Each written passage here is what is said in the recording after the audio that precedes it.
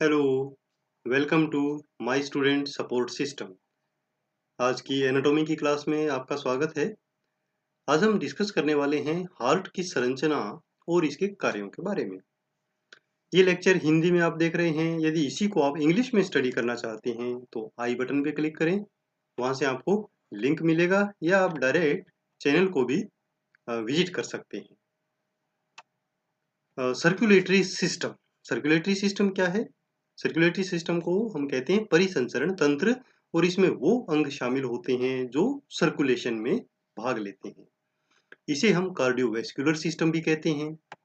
इस प्रणाली में हम मेन स्टडी करते हैं रक्त और रक्त वाहिकाओं के बारे में तथा हार्ट या दिल के बारे में।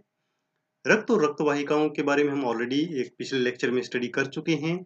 यदि आप उस लेक्चर को भी देखना चाहें तो सब्सक्रिप्शन बॉक्स में आपको उसका लिंक मिलेगा। तो आज हम स्टडी करेंगे हृदय के बारे में। जो दिल या हृदय है उसका जो अप्रोक्सीमेटली वजन होता है वो पुरुषों में लगभग 250 ग्राम से 390 ग्राम और महिलाओं में 200 से 275 ग्राम होता है। और यह उस व्यक्ति की एक बंद मुट्ठी से यानी इस मुट्ठी से थोड़ा सा बड़ा होता है, जिसकी लंबाई लगभग 12 सेंटीमीटर और चौड़ाई 9 सेंटीमीटर होती है। यह वक्ष गुहा के बीच में, जहाँ उस स्थान में जहाँ जिसका नाम होता है मीडियस्टाइनम, दोनों फेफड़ों के बीच में, वहाँ ये स्थित होता है।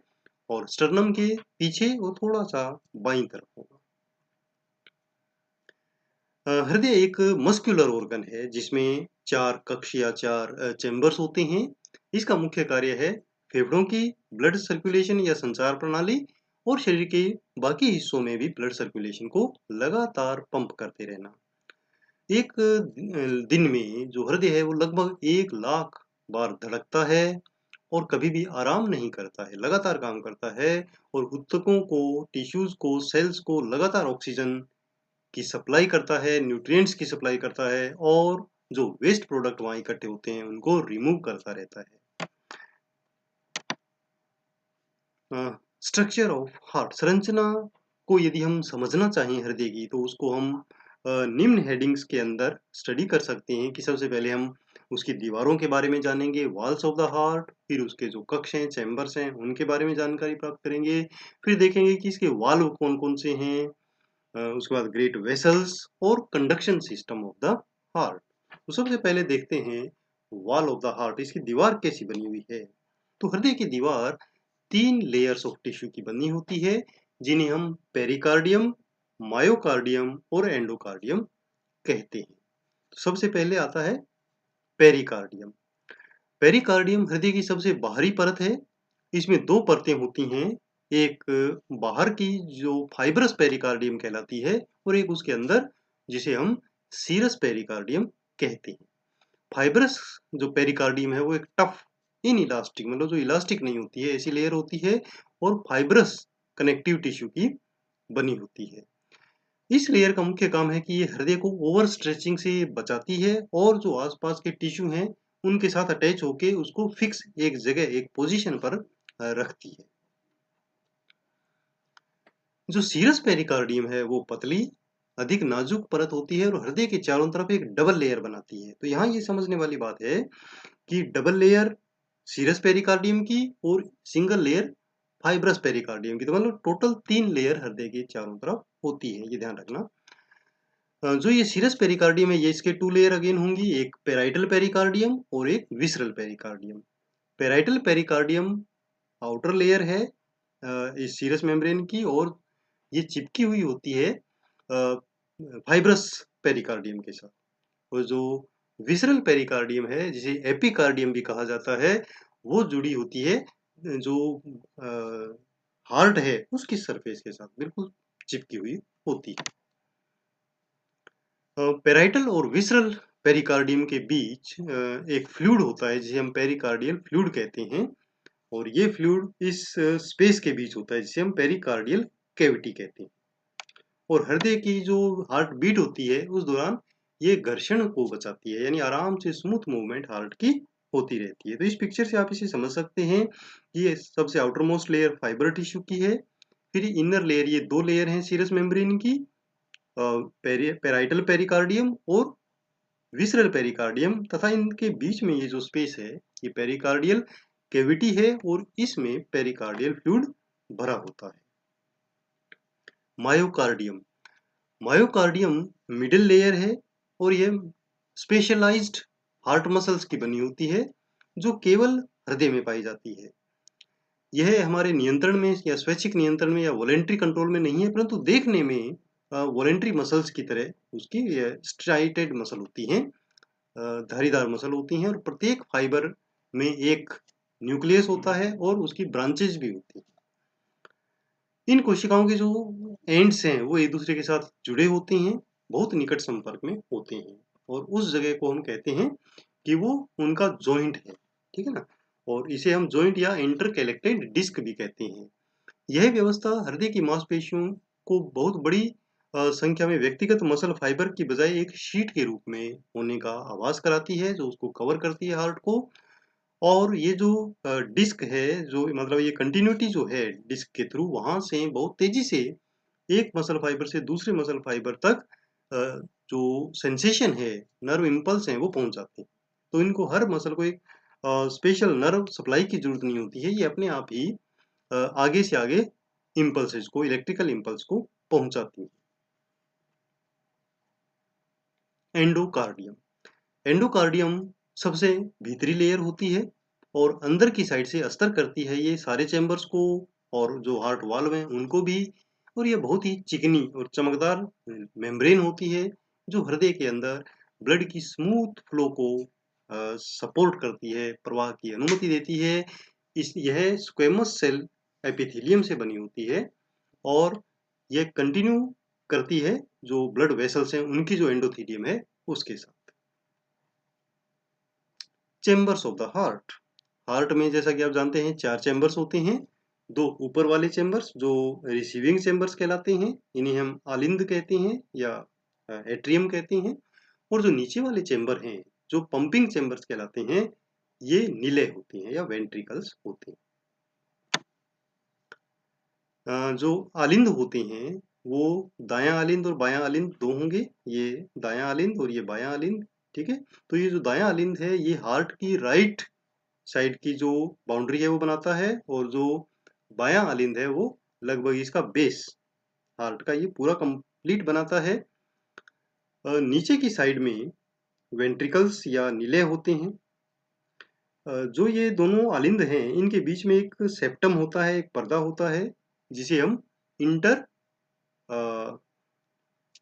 एट्रियल सेप्टम कहते हैं या अंतर आलिंद सेप्टम कहते हैं।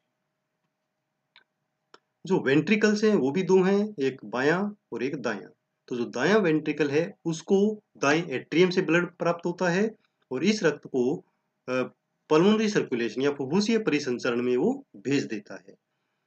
फुफ्फुसीय परिसंचरण में कम दबाव में ब्लड जाता है, इसलिए जो दायां वेंट्रिकल है उसकी जो वॉल है, दीवार है, वो बाएं वेंट्रिकल की तुलना में पतली होती है क्योंकि उसको ज्यादा प्रेशर से ब्लड पंप नहीं करना होता। बायां जो वेंट्रिकल है उसे जो एट्रियम है वहां से ब्लड प्राप्त होता है और उस ब्लड को वो ऑर्टा के थ्रू पूरे शरीर में भेजता है, पंप करता है। अब इसको बहुत ही ज्यादा प्रेशर के साथ पंप करना होता है ब्लड, क्योंकि पूरे शरीर में दूर तक उस रक्त को पहुंचाना होता है, इवन पैरों तक, हाथों तक। तो इसलिए वो जो उसकी जो मसल वॉल है वो काफी मोटी और मजबूत होती है।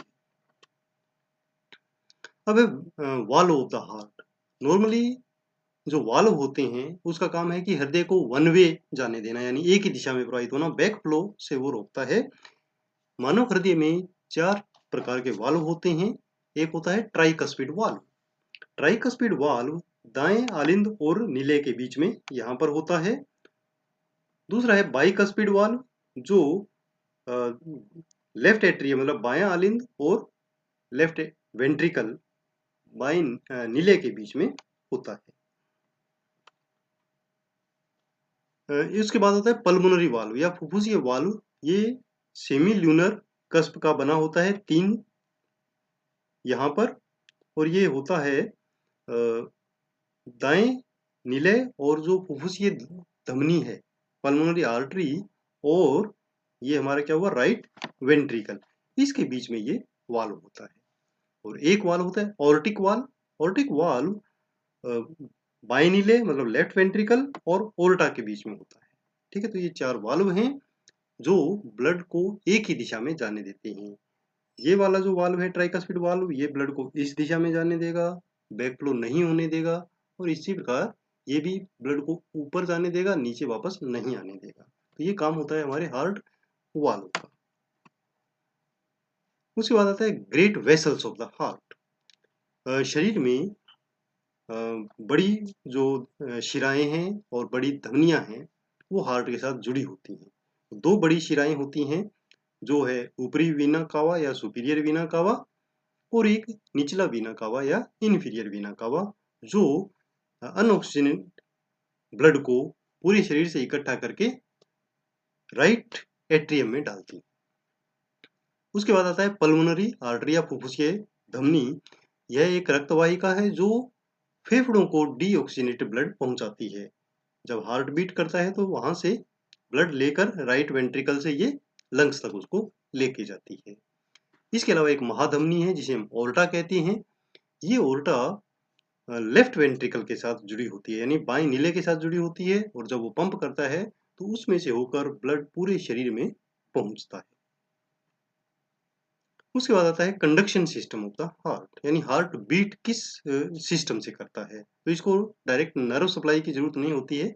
इसमें स्पेशलाइज्ड हार्ट मसल्स होती हैं जो ऑटोरिदमिसिटी की प्रॉपर्टी रखती हैं, अपने आप बीट करती हैं, और इसी सिस्टम को हम ऑटोरिदमिक फाइबर्स या दिल की चालल प्रणाली या कंडक्शन सिस्टम ऑफ हार्ट कहते हैं। इसमें शामिल होता है एसए नोड, ये जो स्पेशलाइज्ड मसल फाइबर हैं, AV node, bundle of His, bundle branch and Purkinje fibres. सबसे पहले जो इलेक्ट्रिक इम्पल्स हैं वो शुरुआत होती है एसए नोड से। ठीक है, तो इसको हम शुरुआत करने वाला या पंपिंग जो पंप है उसका इनिशियल स्टेज कहेंगे साइनो एट्रियल नोड या एसए नोड। और ये कहाँ होता है? ये राइट एट्रियम में होता है। इसको नेचुरल पेसमेकर भी कहते हैं।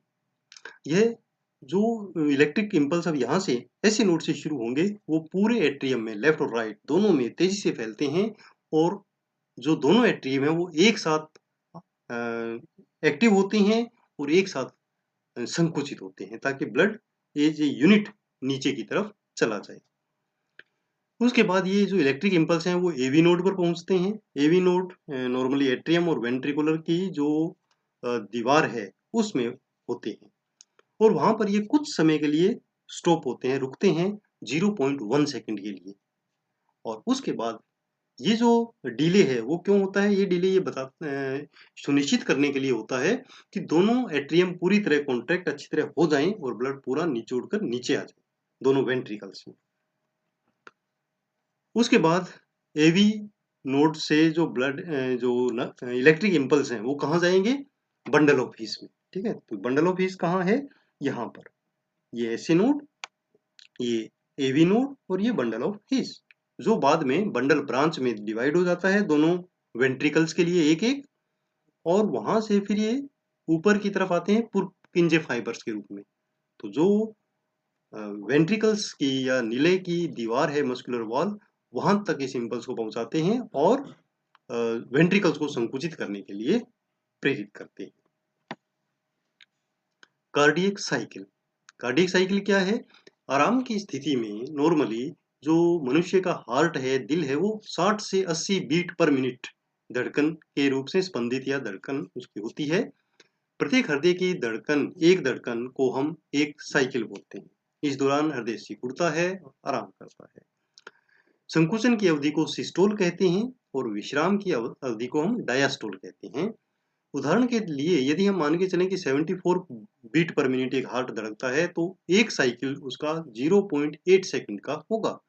इस दौरान एक सिस्टोल होगा,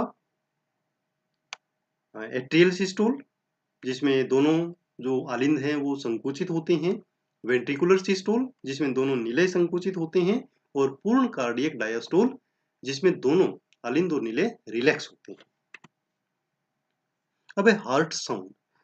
हृदय की जो साउंड है उसको या धड़कन है उसको सुनने के लिए हमें स्टेथोस्कोप की आवश्यकता होती है। वैसे तो हार्ट में 4 प्रकार की साउंड आती हैं, बट नॉर्मली हमें 2 ही सुनाई देती हैं, लब डुप इस प्रकार की आवाज़।